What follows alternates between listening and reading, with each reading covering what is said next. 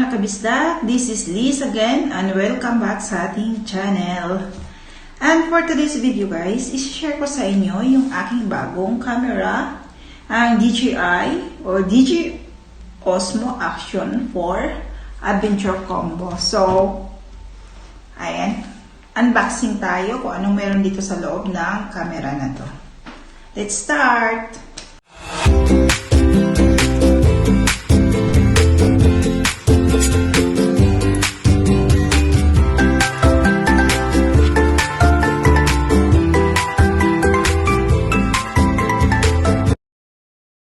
At iyan, i-open na natin to kung anong meron nga sa loob.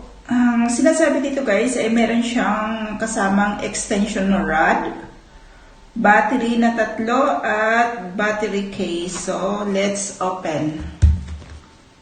So, tanggalin lang natin itong plastic na nandito. Let me see where to start. Yan, masyadong nakasealed lang kasi ang plastic nito guys. So, ingat lang tayo. Baka tayo ay masugat ng ating kunting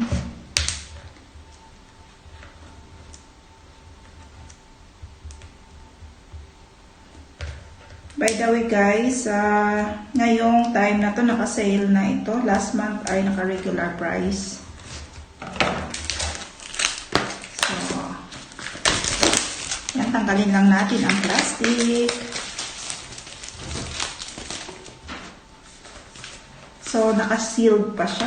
Ayan.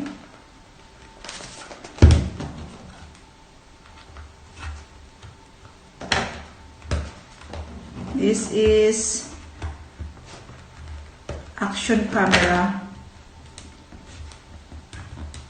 So, pwede siya sa pagbabike, pwede siya pag sa swimming. Waterproof pati ito. So, let's open. So, ito yung nasa loob niya. Let me see. First, I have here the accessories. Yan, ito. Meron dito yung Osmo Action 4. Ito yung camera.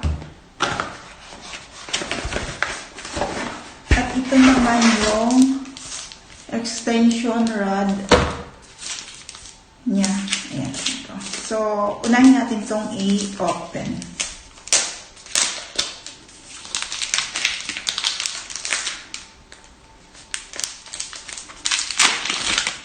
So, ito yung itsura niya. Ayan. Tingnan natin kung anong meron dito. Pag-aralan natin to guys. At ang pangalawa natin i-check ay ang ating, meron pa siyang silicone dito. So, meron siya ditong wire na kasama. Meron to, i-open natin kung anong meron dyan. So, ito. Light cut up. Ito yung sa may mini-scan. Syempre, dito yung mga manual.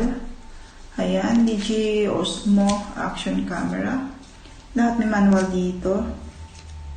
At meron din siyang kasama mga sticker. Ayan, tingnan natin yung sticker. Ang dami niyang sticker guys, iba-iba.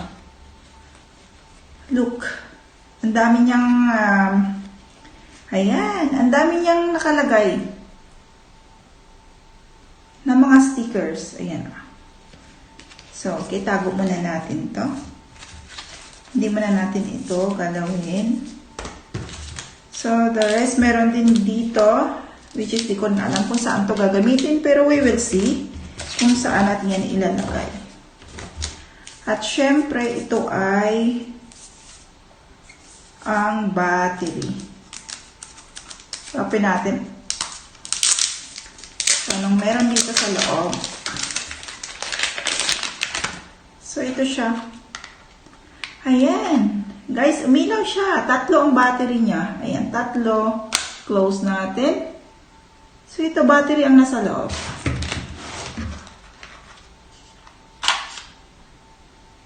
So, okay. So, battery, 3. At syempre, ang ating camera.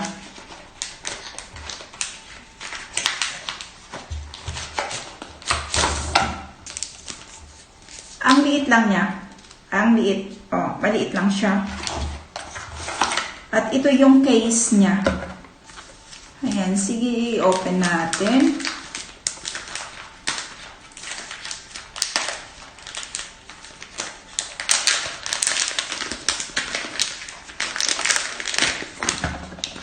So, meron siyang kasamang, di ko lang sure kung saan to ilalagay, pero pag-aralan natin mamaya.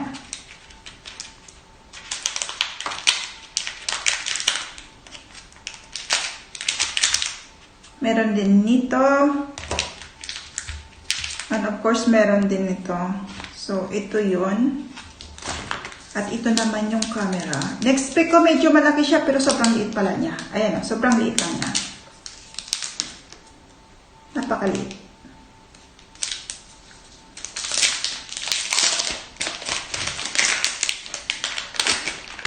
At taran! Ito na yung camera, guys. Ayan, ganun lang siya kaliit.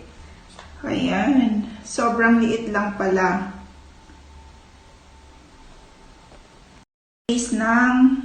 Ito yung case ng camera.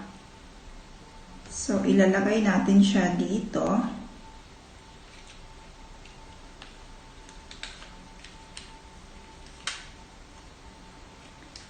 Ayan, mali. Itatapat lang natin tong button, power button dito sa may power button dito sa case. Pag-aralan natin. At ayan, ilak lang natin dito. Ayan, ilalak lang natin. So, ito na yung camera. Yan, ganyan lang siya kaliit, guys. So, may mga handle dito. May mga magnets. So, pag-aralan natin siya mamaya. Titinang natin sa manual kung paano sineset up itong camera na to. So, once again guys, meron tayong 3 battery na nakapaloob. Ayan. May case, may mga wires. At of course, meron tayong mga stickers na free. Ayan, kasama sa ating combo. Meron din kasi nabibili dito na isang battery lang. So, ito yung handle niya. So, sa next video guys, ipapakita ko sa inyo step by step kung paano natin i-set up itong camera at ang ating first trial. Kung paano gamitin ang ating DG Osmo Action 4 Adventure Combo camera. Thank you for watching. See you again in my next video. Bye!